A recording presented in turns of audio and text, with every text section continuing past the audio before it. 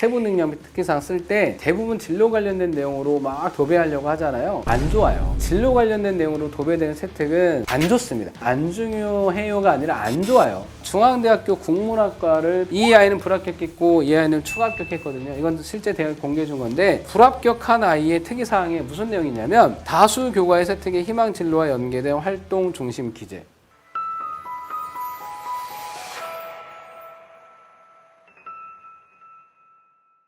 이거는 이제 대학별로 권장 과목. 예를 들면 이 학과는 물리학 이거 이수해야 돼. 이거 일반 선택 과목이잖아요. 얘네는 화학 이수해야 돼. 이런 거고. 그리고 진로 선택 과목에서 수학은 기하랑 미적분 2는 무조건 해야 돼. 이과 다 기하 미적분 2 하라고 돼 있어요. 간호학과랑 치의대는 기하 또는 미적분 둘 중에 하나만 해도 되는데 나머지는 다 둘 다 해야 돼. 그리고 과학 진로 선택 과목이 8개잖아요. 물리 2개, 화학 2개, 생명과학 2개, 지구과학 2개. 역학과 에너지, 전자외, 양자 해가지고 각 과목당 2개 해서 8개잖아요. 8개 중에서 진로 선택 과목 3과목 이상 이수해라. 이런 거거든요. 단 의대는 세포와 물질 대사랑 생물의 유전을 포함해서 3과목 이상 해라. 이렇게 돼 있지만 3과목 이상은 함정입니다. 3과목 이상은 함정이에요. 자, 진로 선택 과목 과학은 4과목은 하는 게 좋아요. 최소 4과목은 하는 게 좋습니다. 그러니까 예를 들면 메디컬을 간다라고 한다면 생명과학 2개, 화학 2개. 그리고 공대를 한다 그러면 물리 2개, 그다음에 화학 2개 해서 4개를 하는 게 좋아요. 3개 하면 뭔가 좀 피해갔다.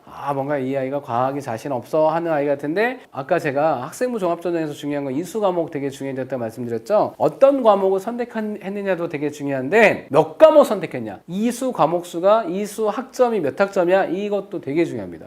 수학 총 이수 학점 몇 학점이야. 과학 총 이수 학점 몇 학점이야. 그러니까 이과라고 한다면 정말 이과스럽게 선택을 해야지 절반은 사탐 선택하고 절반은 과탐 이렇게 하면 안 돼요. 그래서 그 부분은 우리 아이들한테 꼭 얘기를 해주시되, 일단 4과목을 선택하는 게 좋다. 일단 이렇게 말씀드리고 넘어가도록 하겠습니다. 그리고 이제 학생부 종합전형 크게 학업 역량, 진로 역량, 공동체 역량을 평가하는 게 학생부 종합전형이다. 그러나 모든 대학이 학업 역량, 진로 역량, 공동체 역량이라고 표현하지는 않는다. 근데 학업 역량, 진로 역량, 공동체 역량이라고 표현하는 대학들이 많다. 자, 이수 과목 중요하다고 하고 있죠. 이수 과목 상당히 중요합니다. 자, 그리고 넘어갈게요. 그리고 진로 역량에서 여러 번 제가 강조드린 것 중에 하나가, 진로 역량에서 이 활동은 후순위예요. 진로 역량을 평가할 때 입학사정관한테 저는 진로가 의사예요. 그래? 그럼 너 활동, 의대 관련된 활동 얼마나 했어? 이게 중요한 게 아니고, 그래? 너 진로가 의사구나? 그러면 너 의사로서의 역량을 한번 볼게. 의대 관련된 교과를 이수했어? 오케이. 두 번째, 그러면 그 의대 관련된 교과 성적은 좋아? 이 2가지만 만족해도 잘 뽑아요. 근데 아이들은 이 2가지는 좀 소홀히 하고 이 활동에만 집중하려고 한다는 거지. 이거 문제가 있다는 얘기입니다. 그래서 우리 아이들이 진로 역량을 보여줄 때는 이 활동보다는 전공 관련 교과 이수 여부, 그 다음에 성취도. 근데 또 하나,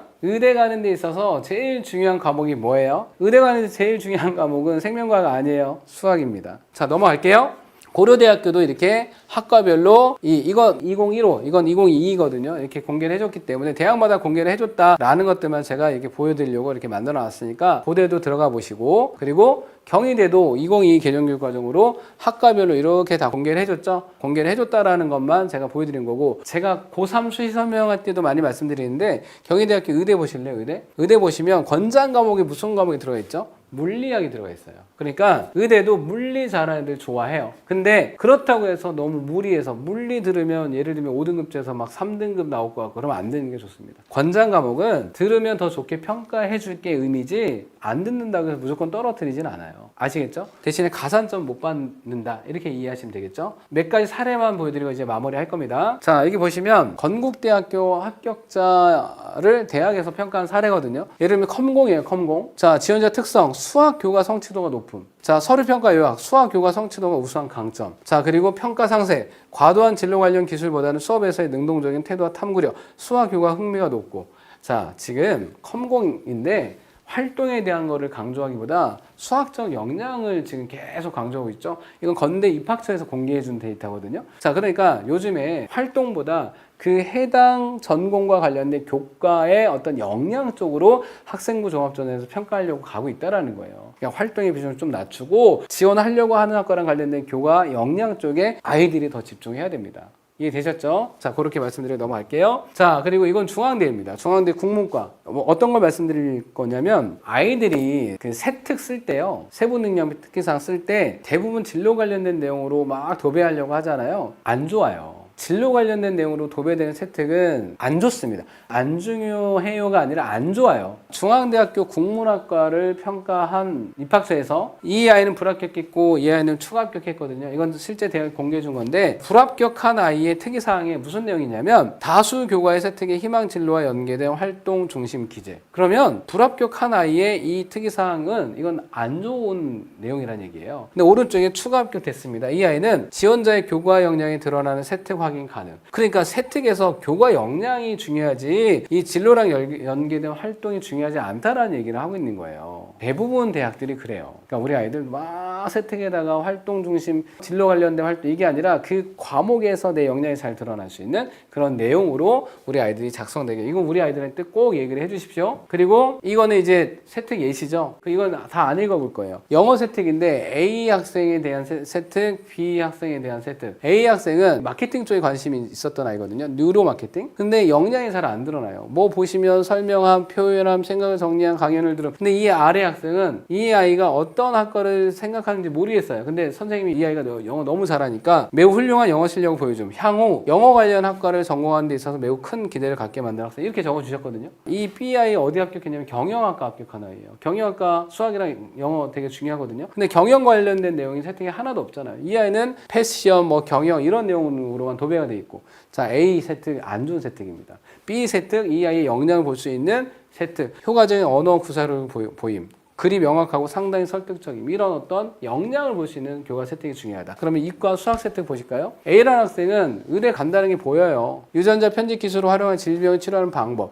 자신의 진로인 의학과 관련해 바이러스에 재감될 수 있는 수학적 확률 및 의학에서 유리함수의 활용에 대해서 보고서를 작성. 근데 수학 세특에서 이 의대를 가겠다는 게 보이는데 이 아이는 수학을 잘하는 아이인지 못하는 아이인지 안 드러나요. 근데 B 학생은요? 여기 보시면 공학도를 자질이 매우 뛰어난 학생. 자, 참고로 B 학생도 의대 합격한 아이입니다. 근데 선생님 수학을 너무 잘하니까 역량이 더 빛을 발함. 잘 이해하고 있음. 구해내는 능력이 타의 추종을 불허함. 매우 창의적으로 문제를 접근하는 능력을 보여줌. 수학적 실력이 교내 최상위권으로 어느 분야에 있어서는 매우 크게 기대되는 학생. 얼마나 교과 역량이 잘 드러나요? 얘는 안 드러나잖아요. 자, 세특 앞으로 이런 방향으로 가야 됩니다. 특히 더더군다나 5등급제에서는 내신 변별이 조금 이제 더 어려워진 상태에서는 역량을 잘 보려고 하는 세특 중심으로 기재가 되는 아이가 훨씬 더 차별화가 되고 훨씬 더 좋게 평가가 될 겁니다. 자, 그리고 이 중앙대학교 경영학과 합격한 아이 보시면 진로 역량에서 경제를 이수했다. 중앙대에서 공개해준 데이터거든요. 진로 역량에서 경제를 이수했다. 경영학과 합격한 아이인데 자, 근데 이수 인원이 18명밖에 안 됐다. 야, 인원수가 적었지만 이 과목을 적극적으로 이수하려고 했었구나. 근데 경제 과목만 인원수가 좀 적어서 등급이 조금 이제 약하게 나왔지만 전 교과 우수 평균 1.9등급이에요. 진로 역량에서 이 전공 관련된 활동보다는 이수 과목을 조금 더 중요하게 보고 선발하려고 하는구나. 그런 부분들 말씀드리려고 이거를 보여드린 겁니다. 자, 이제 마지막으로 정시. 정시는 아주 짧게 할게요. 핵심만. 정시에서도 서류평가 반영되는 대학들이 점점 늘어난다. 그런데 교과전형처럼 정량평가를 하는 게 아니고 학생부 종합전형처럼 정성평가하는 대학이 훨씬 더 많다. 그러니까 수치만 보고 평가하는 게 아니기 때문에 그 학종처럼 평가하기 때문에 내신 받기 어려운 학교의 아이들도 엄청 불리해진 건 아니다. 그리고 계열별 수능 반영 비율이 조금 달라요. 아까 말씀드렸지만 탐구 같은 경우도 통사 통과만 보고 수학도 쉬워지고 그러니까 탐구에 대해서 이 반영 비율을 이만큼 높이지 못합니다. 그래서 문과는 국어의 반영률이 좀 높고요. 근데 이과 같은 경우는 수학의 반영률이 좀 높습니다. 2028 정시의 특징이에요. 정시 이수 과목에 대해서 가산점을 주는 대학도 있습니다. 예를 들면 수학 몇 학점 이상, 과학 몇 학점 이상이면 정시에서 가산점을 주겠다. 대표적으로 경희대가 이렇긴 한데 여튼 간에 정시에서도 이수 과목의 중요성 다시 한번 강조드리고 넘어갈 거고요. 그리고 수능에서 반영하는 아이들 정시에 뽑을 때 반영 지표가 표준 점수로 뽑는 대학도 있고 100분위로 뽑는 대학도 있고 좀 다르다. 그리고 어떤 대학은 또 등급만 반영하는 대학도 있어요. 뭐 서울대는 1단계에서 등급합, 2단계에서 100분위합 이런 것처럼 아까 이제 수능의 비중이 조금 약화됐다 이렇게 생각하시면 돼요. 수능이 쉬워지니까. 마지막으로 우수한 영역 자동 반영. 무슨 말씀이냐면 똑같은 대학이 이어도 A형, B형 이렇게 두고 이 A형은 수학의 비중이 높은 B형은 예를 들면 국어의 비중이 높은 아이들이 선택하는 게 아니라 내가 어떤 대학을 지원하면 A형 반영 비율과 B형 반영 비율에서 더 유리한 반영 비율을 적용해서 이제 정시 원서 접수가 되는 거예요. 내가 선택하는 게 아니고 그렇게 해서 A형, B형 더 놓고 우수한 영역 자동 반영해서 이제 환산점이 환산돼서 정시에서 경쟁을 하게 된다. 이런 대학들이 좀 더 늘었다. 이렇게 이해하시면 돼요. 자, 이제 넘어갈게요. 정시 전형 핵심적인 내용만 말씀드릴게요. 일단 정시 반영 비율 서울대거든요. 서울대. 자, 제일 위에 문과입니다. 문과는 탐구에서 과탐보다 사회 반영 비율이 높아요. 그러니까 이건 통합사회 통합과학입니다. 그리고 이과는 통합과학의 반영 비율이 높아요. 근데 어때요? 수학의 반영 비율이 제일 높죠? 그러니까 문과는 똑같아요. 서울대는 문이과 반영 비율이 똑같습니다. 그리고 이렇게 문이과 같이 뽑는 학과들, 간호학과, 식품영양, 의료학과 이런 데는 사회랑 과학의 반영 비율이 똑같다. 자, 이런 특징. 그리고 또 하나, 서울대가 1단계에서 정원의 3배수를 수능으로만 통과시키고 2단계에서는 수능 60에 교과평가 40. 근데 오른쪽에 보실까요? 수능 80에 교과평가 20에서 20을 더 늘렸어요. 그런데 의대랑 수의대 같은 경우는 면접을 봐야 되기 때문에 교과평가 40을 쪼개서 교과 20, 면접 20을 보게 되는 거고요. 자, 그리고 1단계에서는 등급을 반영하고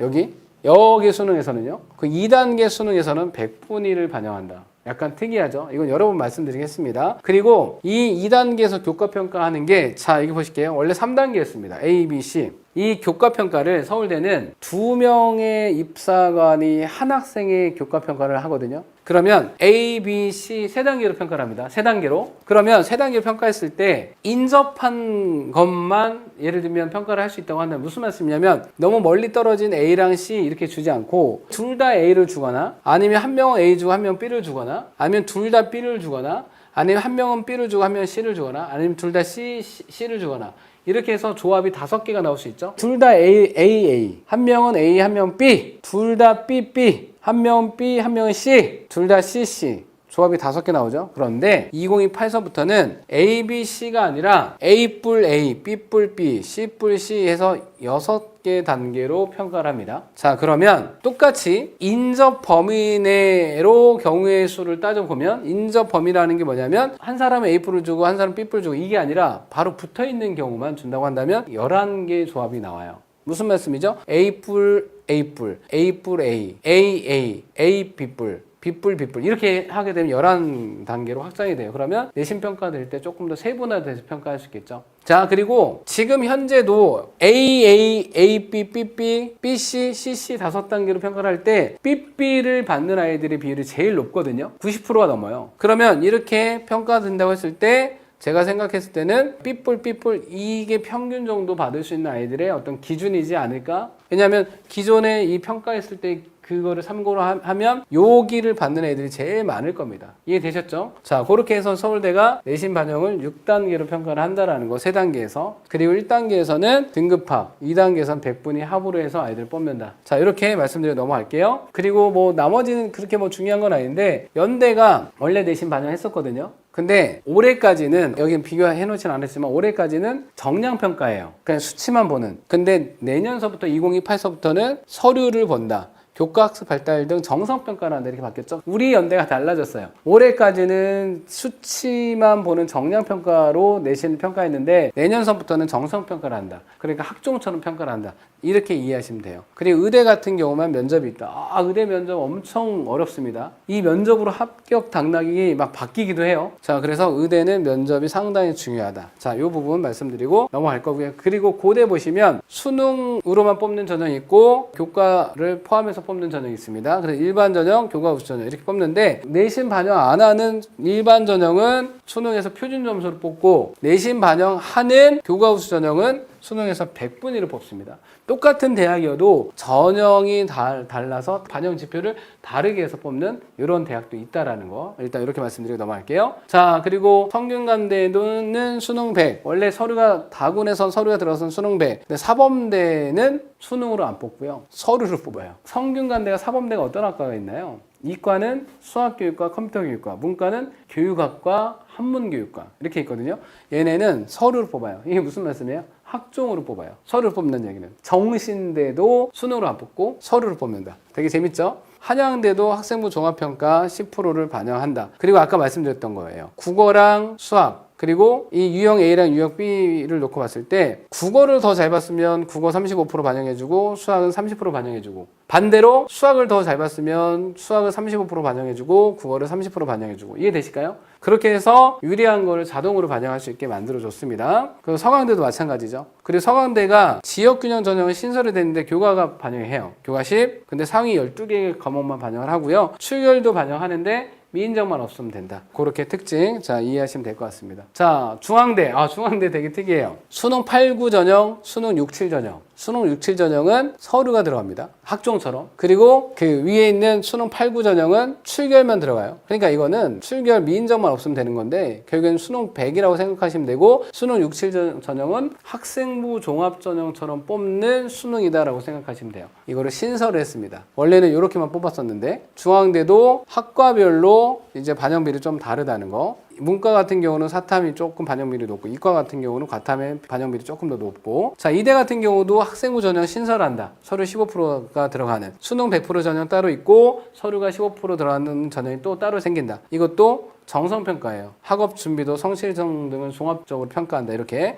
그러니까 이렇게 똑같은 대학이어도 무조건 내신이 반영되는 전형만 있는 건 아니에요. 반영 안 되는 전형도 있기 때문에 피해갈 수 있다는 거. 일단 이렇게 말씀드리고 넘어가도록 하겠습니다. 자, 경희대도 수능 학생부 전형 신설되죠. 서류 10. 근데 서류 10은 내신 반영하는데 문과는 국영수 4, 이과는 국영수 과를 반영하거든요. 한국사 포함해서. 근데 여기서 수학이 총 이수 학점이 18학점 이상 또는 과목으로 5과목 이상이면 4점 가산점을 주거든요. 그리고 과학도 20학점 이상 이수했거나 아니면 6과목 이상 이수했으면 가산점을 줘요. 근데 이거는 메리트가 있지 않아요. 정신이면 3학년 2학기까지 내신 반영하거든요. 그럼 대부분 아이들이 수학 18학점 이상, 과목으로 하면 5과목 이상 이수했을 겁니다. 이과라고 하면. 그리고 과학도 3학년 2학기까지 20학점 이상 이수했을 거고 과목 수로 6개의 과목 이상 다 이수했을 거예요. 그러면 이렇게 수학 이 기준에서 과학 이 기준에 가산점을 준다라는 거는 문과 애들이 교차하는 거를 막겠다는 그런 의도로 보여집니다. 문과 애들이 이렇게 이수 못하는 애들이 많을 거니까. 교차 지으니까